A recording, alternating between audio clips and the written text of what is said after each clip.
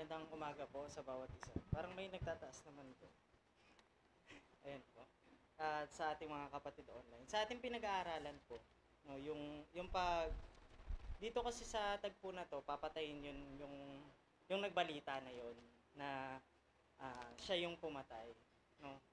Pero hindi nga siya yung pumatay, binalitan niya lang na siya yung pumatay. Ngayon, nung unang panahon kasi pag nagkakasala ang tao, pinapatay siya, binabato, di ba? Ngayon, pagka yung tao may kasalanan, yung ano niya, yung dugo niya napapasa ulo niya. Ngayon, kapag ka naman pinatay yung tao, hindi naman nagkasala, ang nagkakasala, yung pumatay. Katulad na limbawa dito sa tagpo dito sa ikalawang Samuel, no? Ayan. Sa sa 3:29. Nung pinatay ni Joab Siner, sabi dito, bumagsak sa ulin ni Joab at sa buong sambahayan ng kanyang ama, at huwag na di magkaroon sa sangbahayan ni Joab ng isang inaagasan o ng isang may ketong o ng umaagapay sa isang tungkod o nabubuwal sa pamamagitan ng tabak o ng kinukulang ng tinapay. Sa gayoy pinatay si Abner ni Joab at ni Abisai na kanyang kapatid, sapagkat pinatay niya ang kanilang kapatid na si Asael sa Gabaon sa pagbabaka. Ito yung tagpo na magkakaisa na sana yung kaharian ng Israel, pero pinatay ni Joab. Kaya nung pinatay niya yon, hindi naman nagkasala. Yung anong tawag dito, yung dugo ni Ner napapunta kay Joab. So hindi siya masisisi doon. Sa tagpo naman dito sa Bagong Tipan, 'di ba? Nung papatayin na si Jesus, no? Pinipilit ng mga Hudyo.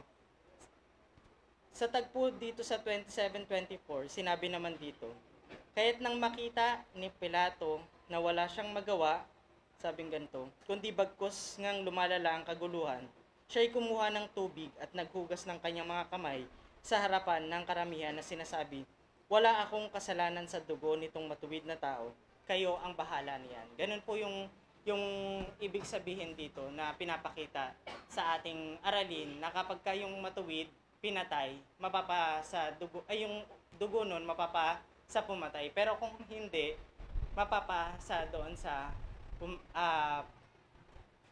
pinatay. Yun po, no? Siguro yun lang po puri sa Diyos. Salamat kapatid na David, at puputuloy na natin yung pagbabahagi. Tawagin na natin yung unang magsasalita ang ating kapatid na Herman.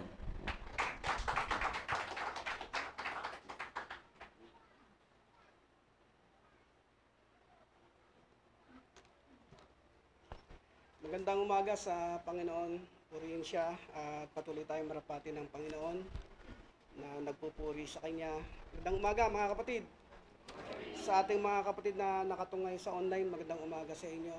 At sa ating kapatid na kasama natin sa umagang ito, no, na si kapatid na CJ, magandang umaga. Purihin ng Panginoon. At sa ating mga panauhin. Salamat sa patuloy na pagsisikap mga kapatid sa gawaing paglilingkod sa ating Panginoon. Halos wala na tayong masaysay, kasi nagbahagi, mga galing, na sa ating pagtatalakay. Minsan pagka mga magagaling nagbabahagi, halos wala ka nang maibahagi eh. Kapatid na Oliver na. Hindi lang pwede magpas kung pwede lang sana Pas muna Sa ating pag-aaral, mga kapatid, bilang pagdaragdag, no, sa ikalawang sulat ni Propeta Samuel, dito sa ating pag-aaral, alam naman natin yung istorya pero bilang pagdaragdag, nais ko magkaroon ng mga ilang minutong pagbabagi. Sabi rito, at sinabi ni David sa kaniya, no, yung kausap niyang lalaki, no, na Amelisita, sabi niya rito, at sinabi ni David sa kaniya, ang iyong dugo ay sumayong ulo, sapagkat ang iyong bibig ang sumaksi laban sa iyo. Yung bibig, at sabi niya rito, aking pinatay ang pinahiran ng langis ng Panginoon. Kung ating kasing titignan mga kapatid, sa bawat kapanahunan ng pagtatalaga, nung araw, sa unang mga lingkod ng ating Panginoon, ang nagtatalaga diyan o yung sinasabing itinalaga ka, ang gumaganap niyan yung mga saserdote, no. Ang tawag pa nung araw, sila yung binabasbasan, no. Pagka mayroon tungkulin na ibibigay ang ibibigay sa ang Panginoon. Nang kapanahunan naman ng mga hari, ito ay tinatawag na pinahiran ng langis, no. At ang gumaganap naman nito, yung mga propeta. Sa kapanahunan naman natin ngayon, pagka ikaw ay itinilaga bilang pangulo, no, sino naman yung nag-a-appoint sa'yo? Yung mga tao, no. Dapat makita ng bawat mananampalataya, no, kung ano ba yung tamang pamamaraan ng pagtatalaga sa mga mayroong mga mabibigat na katungkulang gagampanan. Halimbawa, mga kapatid, dito sa ating pag-aaral, sinasabi rito, yung kahalagahan sa paningin ni Haring David, yung kahalagahan ni Saul. Kasi kung ating titignan, mga kapatid, etong si Haring Saul, nagkaroon ito ng maalab na galit kay Haring David. Saan nag-umpisa yon, mga kapatid? Yung nagkaroon ng paglipol, na pinapurihan si David na sinasabi, yung kay Haring Saul, ano na sabi? Libo-libo. Pagdating naman kay Haring David, ang sabi, laksa-laksa. Doon nag-umpisa yung galit ni Haring Saul kay Haring David. Pero dumating sa punto na itong si Haring David, no, ilang beses binalakang patayin ni Haring Saul. Bakit, mga kapatid? Dahil nagtataglay si Haring Saul ng inggit kay Haring David. No. Ngayon ito naman si Haring David, marami din siyang pagkakataon para patayin si Haring Saul. Pero bakit hindi niya ginawa? Kasi ng kapanahunan nila, napakahalaga nang ikaw ay pinili ng Panginoon na pinahiran ng langis upang mamuno sa bayang Israel. Kaya kung ating titignan, no, mga kapatid, sa aklat ng Deuteronomio, sabi rito sa chapter 17 ng Deuteronomio, alam natin to sabi rito, tungkol doon sa mga hari, no, sabi rito, nang unang panahon, may ganito ng uri ng bilin. Sabi rito sa chapter 17 ng Deuteronomio, ito yung mga bagay na bilin ng ating Panginoong Diyos na makapangyarihan sa. Sabi rito, 17 chapter 17 verse 14 up to 15. Sabi rito, pagka ikaw ay dumating saan? Sabi rito, sa lupain na ibinibigay sa iyo ng Panginoon mong Diyos at iyong aariin, ano ang sabi? At iyong tatahanan at iyong sasabihin, ako'y maglalagay ng isang hari sa akin gaya ng lahat ng mga bansang nasa palibot ko. Ayun ang sabi. Pagdating po ng 15, ay ilalagay mo ngang hari sa iyo, yaong pipiliin ng Panginoon. Dito pa lang, binabanggit na pag ikaw po ay maglalagay ng hari, gaya ng nangyari kay Haring Saul, pagka yung pipiliin mo, sabi, ang ilalagay mo ang hari sa iyo ay yung pipiliin ng Panginoon. Hindi naman si Samuel lang pumili kay Haring Saul, mga kapatid. No? Kundi, si Propeta Samuel ng panahon yon, siya yung inutusan ng Panginoon para ano? Para pahiran ng langis si Haring Saul upang si Haring Saul ay maghari. No? Bago nga naghari si Haring Saul makikita natin yan nakipagtalas-tasan pa siya sa mga propeta Pinagkamalan pa rin siyang propeta No, si Haring Saul ng panahon na yun. At si Haring Saul, bandang uli, naging kalaban niya rin yung Espiritu ng Panginoon. No? Ngayon, tuloy tayo. Sabi rito sa 15 nga, muli kong babasahin, ay ilalagay mo ang hari sa iyo, yaong pipiliin ng Panginoon mong Diyos. na isa sa iyong mga kapatid. Hindi ka po pwedeng maglagay ng kapanahunan ng ibang hari na hindi sa iyong lipi, na hindi sa iyong mga kapatid. Kundi, kung magkakaroon ng hari ng kapanahunan ng Israel, kinakailangan manggagaling sa iyong lipi o manggagaling sa iyong mga kapatid. At sabi rito, ang ilalagay mong hari sa iyo, hindi mo ilalagay sa iyo ang isang taga-ibang bayan na hindi mo kapatid. Bakit mga kapatid? Bakit ganun ang pagkakasabi?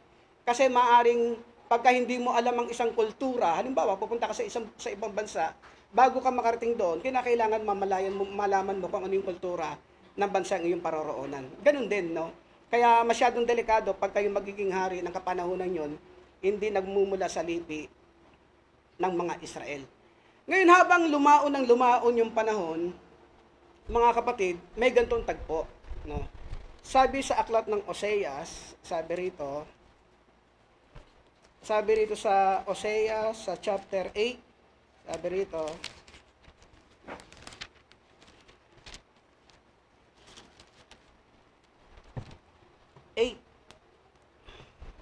yan, habang umabahin pa, sabi rito, sa chapter 8 ng Oseas,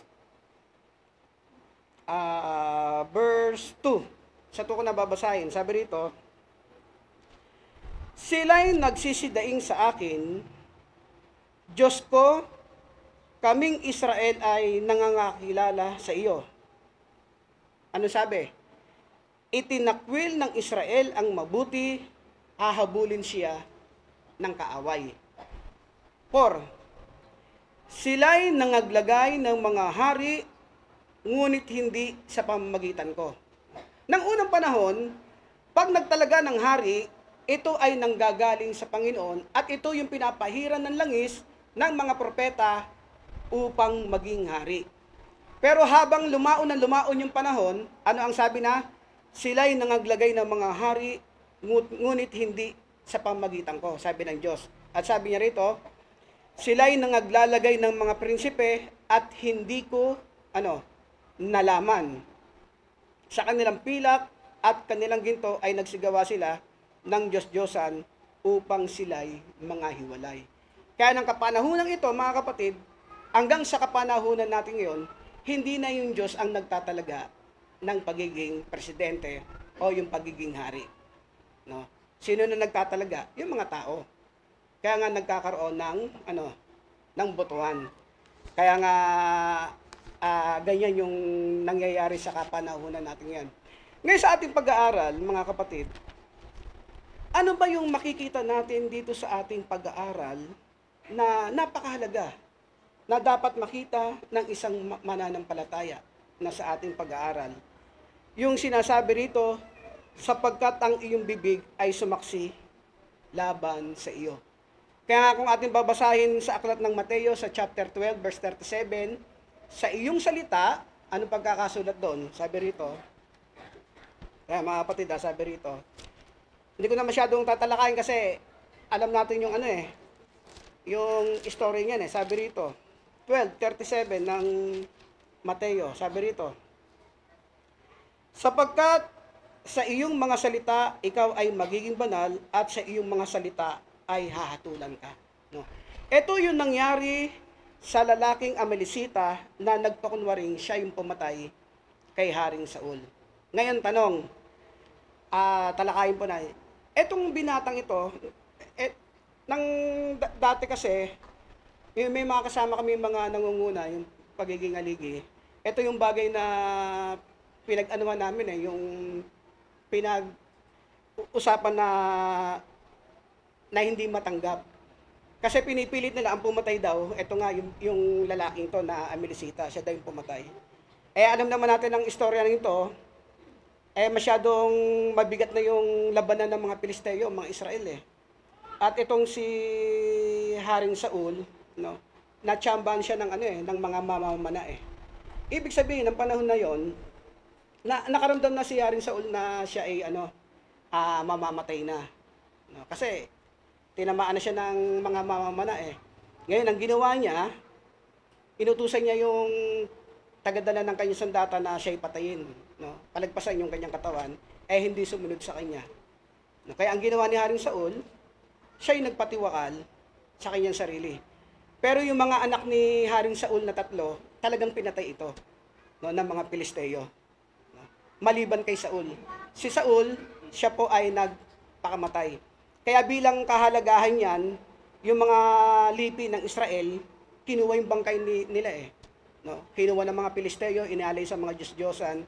Ang ginawa ng mga makikisig, matatapang na lalaki, kinuha yung bangkay nila Haring Saul, pati nila Jonathan. Kasi ganun kahalaga sa paningin ng Panginoon yung kanyang mga itinatalaga. Ngayon mga kapatid, no, sabi rito, at sinabi ni David sa kaniya, ang iyong dugo ay sumayong ulo sapagkat ang iyong bibig ang sumaksi. Laban sa iyo na nagsasabi, aking pinatay ang pinahiran ng langis ng Panginoon. Ano yung isang makikita natin dito sa lalaking nagpakunwari siyang pumatay kay Haring Saul? No? Yung pagsisinungaling. No? Ay yung bagay na ikipinahamak niya. Na akala niya siya ay pupurihin ni Haring David, akala niya bibigyan siya ng katungkulan ni Haring David, nagkamali siya kundi siya ay pinatay ni Haring David, no? Sa pamagitan ng bataan ni Haring David. Ngayon kung ating pag-aaralan mga kapatid, yung sinasabi ritong bibig, no? Ito yung nagpahamak eh sa lalaki eh, no? Yung kanyang bibig, yung pagsisinungaling niya. Kasi kung ating titignan, nang kapanahunan ni Job, sabi rito, yung tungkol sa bibig, sabi rito, sa chapter 15 ng pinaratangan si Job, alam-alam ng mga kanyang mga kaibigan eh, sabi rito sa chapter 15, sa verse 3, sabi rito sa, verse 5 up to 6, sabi rito,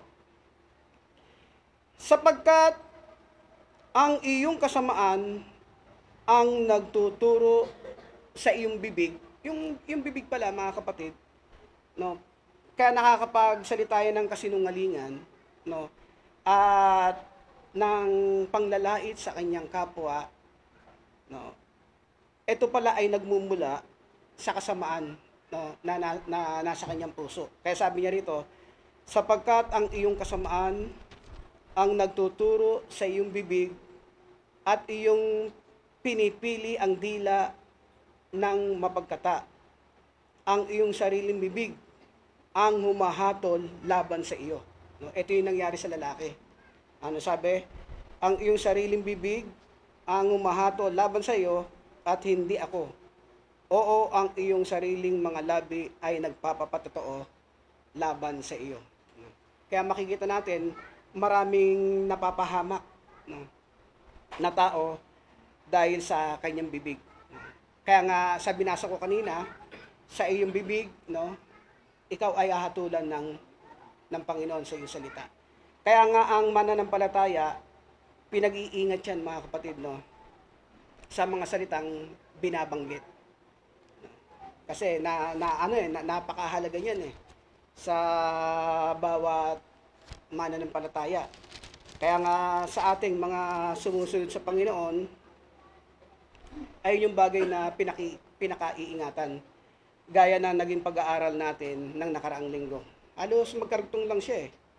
Ang pinagkaiba lang, merong istorya itong pinag-aaralan natin. No, yung nangyari kay Haring Saul at kay Haring David. No, may istorya lang na pumaloob. Pero makikita natin dito sa ating pag-aaral, yung ikipinahamak ng lalaki na nagpakunwari na siya ang pumatay kay Haring Saul, ito yung kanyang ikipinahamak. Kaya sa atin, maaaring dumating yung ganung punto pagka hindi natin iningatan yung ating mga bibig, no, sa mga bagay na pagsasalita ng mga bagay na hindi mabuti. No. Kaya nga, ang mananampalataya, bago magbitaw ng salita, no, inuuri muna kung ito ay mabuti o hindi. Kasi pag nakapagsalita ka ng hindi mabuti, mahirap nang bawiin. Kahit na anong hingi ng paumanhin, mahirap. Tumatatak yan eh. Kaya ang Kristiyano pinag-iingat sa kanyang mga bibig. No? Hindi yung basta-basta lang ng buka ng bibig. Hindi natin ginagamit yan para manlait ng kapwa natin eh. Hindi natin ginagamit yan para makapanglamang ng kapwa natin. Kundi ginagamit natin yung ating mga bibig upang papurihan ang ating Panginoon. At sabi rito sa aklat ng awit, sa chapter 10, no, sabi rito, may ganitong pagkakasulat mga kapatid. Sabi rito, ang masama, 10:4 ng awit, ang masama sa kapalaluan ng kanyang muka ay nagsasabi. Ano yung sinasabi ng masama? Hindi niya sisiyasatin, lahat niyang pag-iisip ay walang Diyos. No, yung mga yung mga ateista, no, yung mga yung mga hindi naniniwala sa Diyos, sa mga scientists. Marami yan na hindi naniniwala. Kung mayroong naniniwala, mabibilang mo lang sa daliri. No. Lahat niyang pag-iisip ay walang Diyos. Ang kanyang mga lakad ay panatag sa lahat ng panahon. Ang iyong mga katulan ay malayong totoo sa kanyang paningin. Tungkol sa lahat niyang mga kaaway, tinutuya niya sila. Sinasabi niya sa kanyang puso, hindi ako makikilos. Sa lahat ng salit-saling lahi, ay hindi ako malalagay sa karalitaan. 7, ang kanyang bibig ay puno ng panunungayaw. Ano ba panunungayaw, mga kapatid? Sino ba rito sa panunungayaw? Sino ba eksperto? No, hindi ko nababanggitin. Baka magkamali tayo magkaroon tayo ng bagay na paghahayag na hindi tama, no? Sabi rito, ang kanyang bibig ay puno ng panunungayaw at pagdaraya. Ano pa? At pang-aapi. Sa ilalim ng kanyang dila, ano ang sabi? Sa ilalim ng kanyang dila ay kalikuan at kasamaan. Ganun daw yung katangian ng bibig na puno ng panunungayaw, mga kapatid. Ganun daw yung katangian ng bibig na mandaraya. At sabi niya rito, at sa ilalim ng kanyang dila ay kalikuan at kasamaan. Kaya nga sa lagi natin binabanggit, pag pinag-usapan natin yung salitang bibig, no, kinakailangan ito kung ginagamit natin sa pagpupuri sa Panginoon, pagpupuri sa Panginoon. Wag natin gagamitin sa panlalait sa ating mga kapwa. No? Ano man yung katayuan niya, no? Wala tayong karapatang lumait. Bakit? Bakit, mga kapatid? Walang karapatan. Kasi iisa lang ang lumalang sa bawat isa sa atin. No? Sino yon? Yung Diyos na makapangyarihan sa lahat. Ano man yung kalagayan ng iyong kapwa, ano man yung kanyang kaanyuan, igalang natin. No? Hindi tayo gaya ng iba, no, na pinapatayo ng 2 oras, mga kapatid. No? Tinawag lang ng sir 'di ba? Ganun ang tao Kaya sa ating mga sumusunod sa Panginoon, napakahalaga ng mga bagay na yan. Isa pa, Kawikaan, sabi rito naman sa Kawikaan, sa chapter 6 ng Kawikaan, ito, verse 12, ito, alam natin to Taong walang kabuluhan, ano pa? Taong masama, ay siya na lumalakad na may masamang bibig. Pagka ang tao pala, no, masama. Siyempre, pagka ang tao masama, wala siyang kabuluhan. Kanino? Sa paningin ng Diyos. Kasi may taong masama na ang laki ng kabuluhan sa tao Lalo na pagka yung masama napapakinabangan ng kanyang kapwa. Malaking kabuluhan yan Pero yung binabanggit dito, taong walang kabuluhan, taong masama, binabanggit to tungkol sa Panginoon. Ano man ang kalagayan ng tao sa mundo, pag ikaw ay masama, wala kang kabuluhan sa paningin ng Panginoon. No? Lagi nating binabanggit na ang may kabuluhan lang sa mata ng Panginoon, yung lumalakad ng matuwid. Kaya nga sinabi niya, taong walang kabuluhan, taong masama, ay siya lumalakad na may masamang bibig. Eh kung isa-isayin natin yung katangian ng masamang bibig hindi natin mabibilang sa kamay, mga kapatid. Halimbawa, bilangin natin masamang bibig. Manglait ka, masamang bibig. Murahin mo yung kapwa mo, masamang bibig. Pintasan mo yung kapwa mo, masamang bibig. No? Imamarites mo yung kapitbahay mo, masamang bibig. Diba? Lalo na kung hindi totoo. Bagay kung totoo man, pangit pa rin. No? Doon pinaiingatan ng isang mananampalataya. No? Hindi yung pagka dumating sa punto na meron kang tinataglay na sama ng loob sa yung kapwa, gagawin mo, chichismis mo sa kabila naman. No? Pangit yun. Katangian yun na may masamang bibig, mga kapatid. Kaya sa mga mananampalataya, ng bawat mananampalataya, diyan po pinaiiwas upang ang bawat mananampalataya ay hindi po mapahamak. Gaya na nangyari doon sa lalaki na nagpakunwaring siya pumatay kay Haring Saul. Hindi niya nalalaman na dahil sa pagbubukan ng kanyang bibig ay magpapahamak sa kanya. Ganun din, dapat makita ng isang mananampalataya na yung pagbubuka ng ating mga bibig, kinakailangan inuuri kung ito ay mabuti, magandang pakinggan o hindi magandang pakinggan. Pagka hindi magandang pakinggan, busalan natin yung ating bibig. Pero kung maganda namang pakinggan, sabihin natin sa pamagitan ng ating bibig, lalo na kung pag-uusapan natin yung sa Panginoon. Hindi yung mga bagay ng sanlibutan. Kasi lahat ng mga bagay ng sa sanlibutan, lahat ng mga bagay nito ay mapapawi. Pero yung lumalakad na may mabuting bibig sa harapan ng Panginoon, ito yung gagantimpalaan niya sa darating na araw. Maraming pa sana, mga kapatid, pero dumating tayo sa tamang oras, ipagpaumanin nyo dahil, ano ba tawag dito, may mga oras tayong sinusunod, lalong-lalo sa mga kapatid natin na nakatungay sa online. Purihin ng Panginoon, magandang umaga mga kapatid, at babalik ko na po sa ating MC, kapatid na David. Salamat sa'yo, kapatid na MC. Purihin ng Panginoon.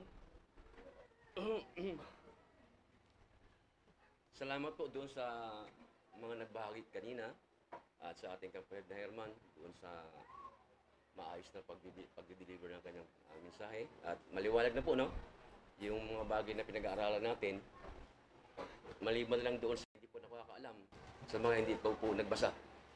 Siguro hindi nabasa yon, hindi pa maunawaan masyado yung binahayag. Pasensya na po kayo dahil ako po ay kagagaling lang sa trangkaso. Nung Miyerkules, pag uwi ko rito nung Miyerkules, trangkaso na ako. Tapos hanggang kahapon, kaya medyo maano pa yung pakiramdam ko, hindi pa mabuti. Medyo voice ko medyo hindi pa gaanong with. Salamat po sa inyo mga kapatid, sa lahat ng mga naka-online ngayon. Papuri sa Panginoon sa patuloy na pagtangkilik ninyo at pakikinig. At ang mga bagay na ito ay isang magandang bagay na inyong matatanggap sa Panginoon, yung salita ng bibigyan ng kaaliwan at kalakasan. Sa ating pag-aaral ngayon, sabi nga ni kapatid mo kanina, napakahirap na rin magsalita kasi nga, yung mga bagay na naipahayag na kanina, halos tumukoy na rin sa ating aralin at mahirap na rin magsalita. Kaya gagawin natin ngayon, pawang pagdaragdag na lang doon sa mga nabanggit na. Magandang umaga rin kay kapatid na CJ. Welcome muli sa Kapisanan. Ito yung sinasabi sa atin minsan, may mga kasabihan tayo, di ba? Ano yung kasabihan natin bilang tao? Imbis na grasya, disgrasya ang inabot. Di ba? Ito yung inamot ng lalaking Amalesita. Tama yung sinabi kanina na iniisip niya na siya ay pararangalan ni David. Dahil ilang beses pinagtangkaan ito yung buhay ni David At inakala ng Amalesita na sa kanyang ginawa na pagpatay doon kay Haring Saul, siya ay bibigyan ng parangal ni David. Kaso hindi ganun ang nangyari. Na-disgrasya siya. Ibig sa sana buhay pa siya, pinapatay siya ni David. Ganun ang nangyari. Kasi makita natin dito na si David, kung gaano kahalaga sa kanya yung pinahiran ng langis. Ganun niya kamahal. Ganun niya ito iniingatan. Kasi kagaya ng ano kanina, na 2 beses talaga ito ibinigay sa kamay ni David. Itong si Haring Saul. Unang-una, sa bang ano yun? Sa chapter 20 ng first 24 yata yun. That's 24. Sa 1 Samuel, verse 24, ito yung unang attempt o yung kalagayan na pwede nang mamatay si Haring Saul kay David. Pwede niyang patayin. Pag binasa mo yan, kaso ang ginawa dito ni David, pinutol lang yung laylayan ng balabal ni Haring Saul. Kasi nung pumunta sa kuweba, yung mga tauhan ni Haring Saul, pumunta sila sa kuweba eh. Hindi nila alam na si David naroon sa loob ng kuweba, pati yung mga tauhan niya. Eh, ang nangyari, dahil sa pagod, nakatulog ito si Haring Saul. Ngayon, nung natutulog na sila, ito na, pinuntahan naman sila ngayon ni David. Sumama sa kanya si Abisai. Gusto nga mangyari, si Abisai yung gustong pumatay kay kaya lang, hindi pinahintulutan talaga ni David eh. Ang ginawa niya, pinutol niya yung laylayan ni Haring Saul. Napatunay na talagang nalapitan niya si Haring Saul, pero hindi niya pinatay. Yung ibig sabihin niya. Di ba? Kaya nga sabi niya rin sa 24 verse 6 ng 1 Samuel, at kanyang sinabi sa kanyang mga lalaki, huwag itulot ng Panginoon na ako'y gumawa ng ganitong bagay sa aking Panginoon, na pinahiran ng langis ng Panginoon, na aking iunat ang aking kamay laban sa kanya, yamang siya ang pinahiran ng langis ng Panginoon. Sa gayoy, pinigilan ni David ang kanyang mga tao ng mga salitang ito, at hindi niya sila binayaang bumangon labang kay Saul, at tumindik si Saul sa yungib at nagpatuloy ng kanyang lakad. Kaya nga, dito, sa pangyayaring yun, alam mo kung ano nangyari doon? Ang ganda nung sinabi ni Saul dito eh. Yung salita nung malaman ni Haring Saul na gano'n na naputol yung kanyang laylayan. Para bang natauhan si Saul dito eh. Sabi dito ni Saul sa 24:17, at kanyang sinabi kay David, ikaw ay lalong matuwid sa akin, sapagkat ikaw ay gumanti sa akin ng mabuti, samantalang ikaw ay aking ginantian ng kasamaan. Kaya tama-tama ay sinasabi sa Kawikaan 17:13, na kapag ikaw daw ay gumanti sa mabuti ng masama, yung kasamaan hindi mawawala sa iyo. Ganon. Kaya ang ginawa nga rito ni David sa kabila ng ginagawa na gusto siyang patayin ni Haring Saul, pero hindi siya pinapatay ni David. Di ba? Iniligtas siya. Kaya tama yung sinabi ni Haring Saul ikaw ay gumanti sa akin ng mabuti, samantalang ikaw ay aking ginantian ng kasamaan. Ganun pagkakasabi. Sabi nga pinagalitan pa nga ni David si Abner. Si Abner, siya yung punong kawal ni Haring Saul. Siya yung punong kawal. Sabi niya kay Abner, sabi niya rito, may ano ba? Hindi yata rito yun. Baka sa kabila yun, sa pangalawa.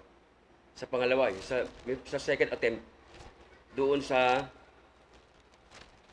second attempt naman na inano siya rito, ito. Doon naman nangyari ito, doon sa ilang. Diba? Napagod din si Haring Saul at binigyan ng Panginoon ng isang mahimbing na pagkakatulog.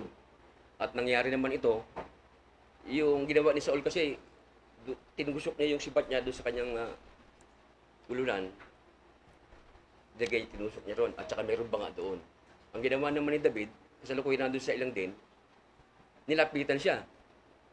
Kinuha yung sibat, kinuha rin yung banga. Ayan ang nangyari. Tapos yun, nung magising na naman Saul, gano'n naman sinabi ni David. Pinakita niya na ito, kinuha ko sibat sa'yo, pati yung banga, pero hindi kita ginalaw, hindi kita pinatay. Ganun yung pagkakasabi ni Haring David. Kasi ang sabi niya rito, alam kasi ni David na kung sino man yung gumalaw doon sa pinahiran ng langis ng Panginoon, hindi po pwedeng wala kang kasalanan. Hindi po pwede. Talagang meron ka talagang pagkakasala na tatanungin. Kasi pinahiran ng langis ng Panginoon yan eh. Pag ginalaw mo yan, mananagit ka sa Panginoon. Yan.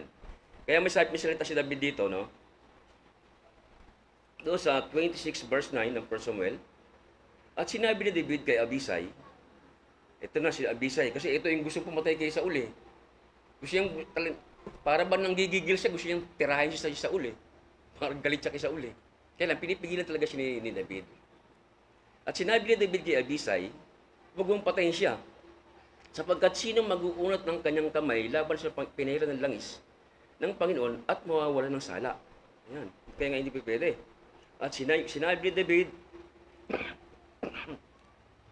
ayan, putak na ako.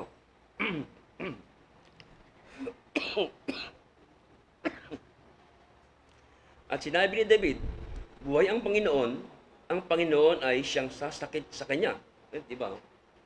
Kung halimbawa, doon sa pinahiran ng langis, bahala ang Panginoon, siya sasakit sa kanya. Sabi niya rin David. O, darating ang kanyang kaarawan upang mamatay. O siya lulusong sa pagbabaka at mamatay. Ganun yung nangyari kay Haring Saul. Lumusong siya sa pagbabaka. Eh, sabi nga kanina, di ba, sa payag ng aling kapatid Herman, masama ang tama niya. No, masama ang tama niya dahil siya pakipagbaka sa Pelesio, yung anak niya, pinatay. Si Haring Saul din, nakatakas, pero may tama. So, ang ginawa ni Haring Saul nga, gaya na nabanggit kanina, yung tagadala niya ng sandata, sinabihan niya, patayin mo ako. I-ano mo sa akin yung dalungin mo ako. Sabi niya sa tagadala ng sandata. Pero ayaw nung tagadala ng sandata, ayaw siyang patayin. So, ang ginawa ni Saul, siya yung tusok sa kanyang sarili. Nagpakamatay siya. Yun yung talagang tunay na pangyayari. At ang ginawa naman nung tagadala ng sandata, nung makita niyang patay na si Haring Saul, nagpakamatay rin siya, nagpatibakal siya. Ganun ang sitwasyon na nangyari doon. Kaya masakit nga ang pangyayari niyan, dahil ito si Haring Saul, nung makita nung mga Pelesio, pinugutan ng ulo to, si Haring Saul. Pinugutan siya ng ulo. At yung nga, nabanggit na rin kanina, yung mga taga-Jabes, Galaad, mayroong matatapang na tao doon. Nang malaman nila na ganun ang ginawa kay Haring Saul, lumusong sila, kinuha nila itong bangkay na ito ni Haring Saul, pati yung anak niya. Kaya nga, pinasalamatan ni David to doon sa 2 Samuel. Pag binasa mo doon sa dito sa chapter 2 ng 2 Samuel, mababasa natin yan doon, na pinasalamatan nyo yung mga taga-Jabes, Galaad doon sa paglibing nila ang ginawa kay Haring Saul. Ganun yung kwento niyan. So ano natin, bakit ba nagkaroon ng mga bagay na ganito, no? Na nagkaroon sila ng alitan ni David. Actually, wala namang galit si David kay Haring Saul eh. Walang galit eh. Tama yung sinabi kanina na dahil lang doon sa salita. 'Di ba? Para bang na-insulto si Saul. Kasi nga, sinasabi ng mga babae, pagkagaling nila doon sa labanan, alam siguro ng mga babae na talagang marami pinapatay si Saul. Kaya ganun yung kanta nila. Para bang ganito sa lingwahe natin, no? Si Saul ay pumatay ng libo, pero si David pumatay ng 10,000. Ayan ang pagkakaano niyan. Siyempre, para masakit tenga ni Saul yun. Uy, 1,000 lang ang pinatay ko, samantalang si David, 10,000 ang pinatay. Nag-init siya. Mula noon, nagkaroon na siya ng galit kay David. Na paano naman nagkaroon ng galit? Kasi ganito. Ganito kasi kwento. Doon sa 8 and 10, ito talaga yung katotohanan niyan eh. Na kapag nagkaroon na ng isang bagay, nagkaroon ka ng galit, nagkaroon ka ng pagtatanim, inggit. Ang mga bagay na ito, ay ito yung maaring magpasama sa'yo. Kasi bakit? Sa ganitong sitwasyon, sabi sa 1 Samuel chapter 18 verse 10, ganito ang pagkakasabi diyan. At nangyari ng kinabukasan, ibig sabihin, tapos na yung yung awitan, natapos na yung awitan. Nung laksa-laksa, libo-libo. Tapos na yun. Kinabukasan na, ito na kinabukasan. Kasi sumama ng loob ni Haring Saul noon. Basahin natin ha. Sabi ka dito sa 89, at inirapan ni Saul si David mula sa araw na yun. O, inirapan na. Parang iniisdab na. Samantalang nung una, mahal na mahal niya si David. Di ba? Gusto niya. Alam niyo kung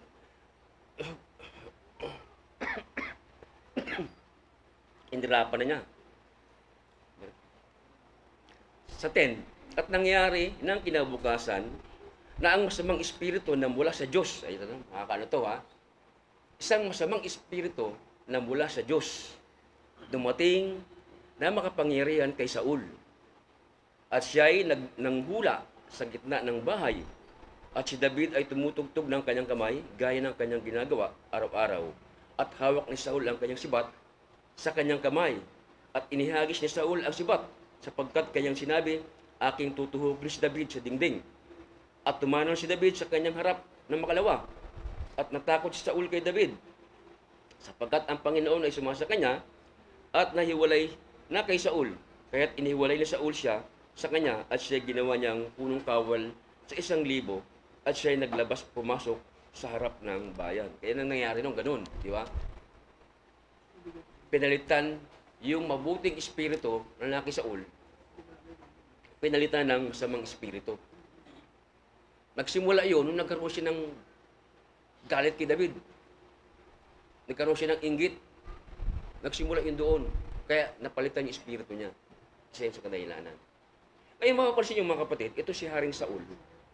Sabi nga kanina, sa mga nagbayad kanina, ito ay pinahiran ng langis ni Samuel. No? Thank you, Kap.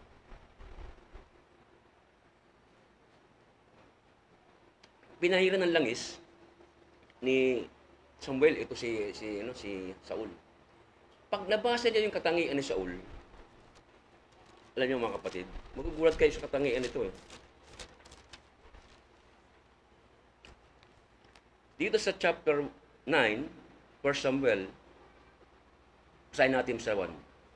May isang lalaki nga sa Benamin.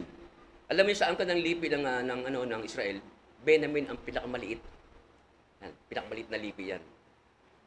Na ang pangalay Sis, na anak ni Abiel, na anak ni Shior, na anak ni Bicchora, na anak ni Apia, na anak ng isang Benamita, na isang makapangyarihang lalaki na may tapang. Kasi ito si Sis, tauhan ito ni, matapang ito, sundalori ito eh. Mandirigma din ito, yung tatay niya si Sis. Sa to, at siya ay may isang anak na lalaki na ang pangalay Saul. Isang bata at makisig. Kami katangian niya, isang bata at makisig. At sa mga anak ni Israel ay walang lalong makisig na lalaki kaysa kanya. Mula sa kanyang mga balikat hanggang sa paitaas ay lalong mataas siya kaysa sino man sa bayan. Kung titingnan mo yung katangian ni Saul, makisig, di ba? Sinasabi dito, batang makisig. At sa taas, walang ano sa kanya sa Israel. Parang nakakalamang siya. Ganun yung katangian niya. Kaya nung ilagay siya ng Panginoon, bagamat hindi dapat siya, kasi napilitan lang si Samuel na ilagay na pahiran siya ng langis. Ayon na rin sa utos ng Panginoon. Kasi nga, sila ay humihingi ng hari. Ayon, maano si Haring Saul. Nahiran siya.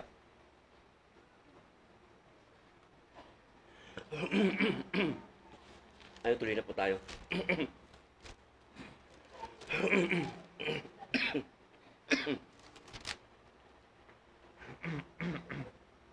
Yan po yung ano yan.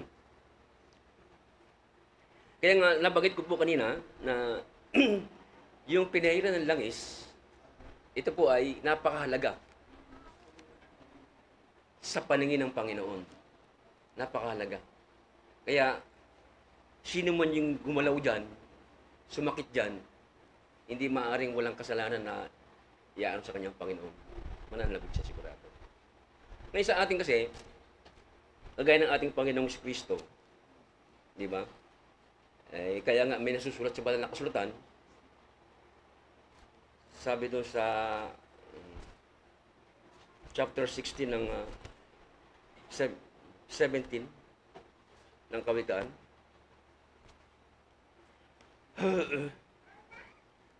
sabi po dito, 17. Kung tama itong talata kasi hindi ko na po wala na yung number ko eh. Hindi ko lang kung tama ito ha. Pakicheck nyo nga po ito. 17. Basta ang ano niya, 25. Pero kasi nakalagay 25 eh. Tapos 26 na. Sabi sa 26, parusahan naman ang matuwid ay hindi mabuti. Yan ang sinasabi dyan. Kaya nga, yung isang matuwid na tao, kapag yan ay parusahan mo, hindi na mabuti, ipapatay mo pa lalo na. Kaya malaking kasalanan ang mangyayari talaga. Ang ating Panginoong Kristo, gaya ng banggit ko ng mga nakaraan, siya po ay Jesus, Yeso Kristo. Ibig sabihin, Jesus, yung tagapagligtas, yung Kristo, ito po yung sinasabing pinahiran na tagapagligtas sa wikang Grego. Kasi sa wikang Mesias, ang anointing one, sinasabi doon, Mesias. Yan ang tawag dyan. Mesias doon sa Hebrew.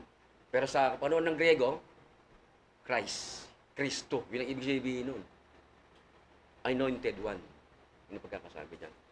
Kaya nga dito, sa ating pinag-aaralan ngayon, napakalawak nito mga kapatid kung talaga ano yun natin to eh. Kasi nga, bagamat isang talata ito, marami pang pwedeng italakayin dito eh. Yung tungkol sa dugo. Di ba? Tama na may sinabi ni David eh. Kasi siya mismo yung nagsalita, yung Amalekita, na siya ang pumatay kay Haring Saul. Kaya, mismong bibig niya, doon siya hatulan. Yan tulad si David, doon sa kanyang sariling bibig. Walang sala si David doon. Lumabas na walang sala si Haring David doon. Ano pa ang pwede natin masabi? Sa kasaysayan ng Lumang Tipan, dito sa Genesis, meron tayong mababasang ganito, no? Nung si Isaac ay manahan doon sa Pelestio, kasi nanahan siya, kasama si Rebecca, nanahan siya doon. Para ang kwento nito, kwento ni Abraham at ni Sarah. Nung tanungin si Abraham, ano ba yung asawa mo? Hindi ko asawa yan, kapatid ko yan. Ganon din yung pangyayari dito kay Isaac. Nung pumasok siya doon sa Pelestio, kay Abimelech, tinanong siya ni Abimelech, sino yung asawa mo? Asawa mo ba yan? Hindi ko asawa yan, kapatid ko yan. Sabi niya gano'n. Ngayon, anong nangyari doon? Di gano'n nga. Nakita sila ni Abimelech na siguro may yung naglalaro yung dalawa. Napansin ni Abimelech na hindi ganito yung harutan ng magkapatid. Mag-asawa to. Sabing gano'n. Yun ang sabi niya yung yaring Abimelech. Kinausap niya ngayon si Isaac. Diniretsa niya ngayon. Prinangka niya. Tinanong siya ni Abimelech. Ngayon, dito sa 26:10 ng Genesis, at sinabi ni Abimelech, ano itang ginawa mo sa amin? Hindi malayo ang sinuman, doon sa, simula tayo sa 9. At tinawag, 26:9, at tinawag ni Abimelech si Isaac, na sa kanya sinabi, kinumpronta na siya nito narito, tunay na siya iyong asawa. At bakit sinabi mo siya ang aking kapatid? At sumagot sa kanya si Isaac, sapagkat sinabi ko, baka ako'y mamatay dahil sa kanya. At sinabi ni Abimelech, ano itong ginawa mo sa amin? Hindi malayong ang sinuman sa bayan ay nakasiping sa iyong asawa. At sa gayon ay pinagkasala mo kami. At ibinili ni Abimelech sa buong bayan na sinabi, ang gumalaw sa lalakong ito o sa kanyang asawa ay tunay na papatayin. Di ba? Ganon din yung, titingnan natin yung kahalagahan nung binigay kay Isaac na siya rin po ng Panginoon, gilagay ng Panginoon, sinabi rin kay Abimelech na kung sino yung papatay dyan, ay gagalaw dyan, papatayin. Itin natin yung kahalagahan ng mga tao ng Diyos sa Kanya, kung paano ingatan. No? Ano pa? Sa Exodo, may salita doon na sila sabi, ganito naman,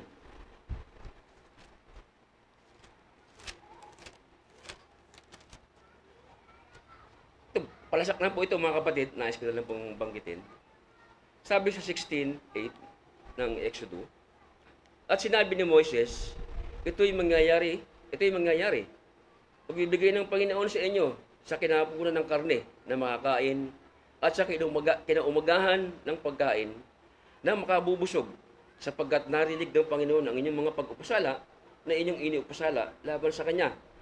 At ano kami, ang inyong mga pag-upasala ay hindi laban sa amin, kundi laban sa Panginoon. Kaya mabigat yun, no? Yung mga hiniran ng Panginoon, gaya ni Moses na inalagay ng Panginoon, iniupasala siya ng mga Israel. Yung pag-upasala ninyo, hindi sa amin, kundi iniupasala ninyo yung Diyos. Ganyan yung pagkakasabi. Ganun naman talaga sa Kristiyano eh. Kaya nga yung bibig pinag-iingat eh.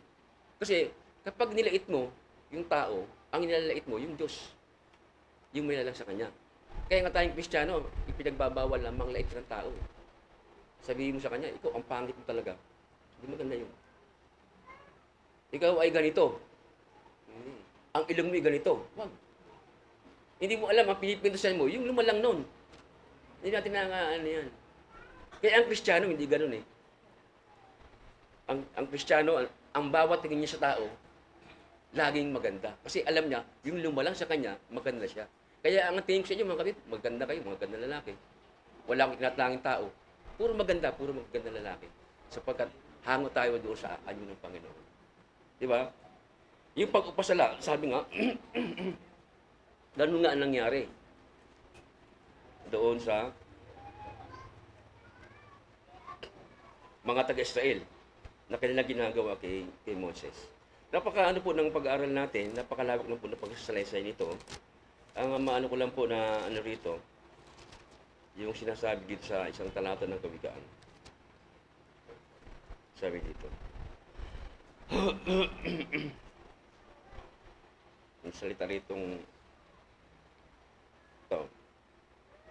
ito yung isa pang salita na tatama doon sa ginawa ng Amalesita. Ito po. Katunayan to eh. Siguro, iniisip siguro niya na pag sinabi ko kay David na akong matay rito, tsak na hahangaan ako ni David eh. Siguro sabi niya gano'n, di ba? Isipin niya. Sabi sa 18:12 ng Kawikaan, may salitang ganito, bago ang pagkapahamak ay ang pagmamalaki ng puso ng tao. At bago ang karangalan ay ang pagpapakumbaba. Kaya nga, napahamak siya dahil doon sa pagmamalaki ng kanyang puso. Nakala niya. No, pero mali yung pagkakagawa niya. Sapagkat ang pinahiran ng langis, hindi pwedeng galawin ni naman. Maliban na, Diyos ang gumalaw sa kanya. O mamatay siya doon sa isang labanan, o kung anong uri pa ng kamatayan, mamamatay siya. Sa ganun siya pwedeng mamatay. Pero yung galawin ng tao, hindi pwedeng hindi ka mananagot sa Panginoon. Tsak na malaking kasalanan ang aabutin mo kapag gaganon. Kaya nga sa ano natin mga kapatid, napakalawak na ng pagsasalaysa nito. Para bawang karagdagan na lang yung inahayag ko mga kapatid. Kasi nga, sa kasaysayan kasi nito ng mga Israelita, si Samuel, nung tumanda na, kasi ang nangyari kasi nito, ganito eh. Si Samuel, nung siya po'y namumuno pa sa bayan ng Israel, maganda yung takbo. Di ba alam natin, una si Eli. Namatay si Eli kasi mga anak niya wala sa ayos. Bagamat mga saserdote, hindi ginagampanan yung pagkasaserdote. Di ba? Gumagawa sila ng mga bagay na kabalastugan sa pagganong na ginagawa. So, ang nangyari noon, naagaw yung kaba ng Diyos sa kanya ng panahon na yun. Nung malaman ni Eli, nabali yung liig ni Eli, namatay siya. At ito ngayon siya Saul, ito ngayon yung naging successor. Sa pamumulit ni Samuel, doon sa bayan na yon, sa Israel, maganda yung takbo nila eh. Kasi hukom siya ng mga panahon, wala pang hari, hukom pa eh. Hukom pa. Maganda yung takbo nila noon. Ganda. Nung tumanda na ito si Samuel, nagkaroon na naman ng problema. Dito kasi humingi ng hari itong mga taga-Israel. Humingi ng hari sila eh. Bakit sila humingi ng hari samantalang buhay pa naman si Samuel? Bakit sila humingi na? Kasi nga alam nila, si Samuel ay matanda na. Sinabi yun eh. Hindi ko lang po ano na. Matanda na siya. Nung tumanda siya, anong nangyari? Yung mga anak niya, wala rin sa ayos. Wala rin sa ayos yung mga anak niya eh. Ba't kaya ganun, no? Laging parang yung kwento, laging nauulit sa ganun eh. Hanapin natin yung talatang yun.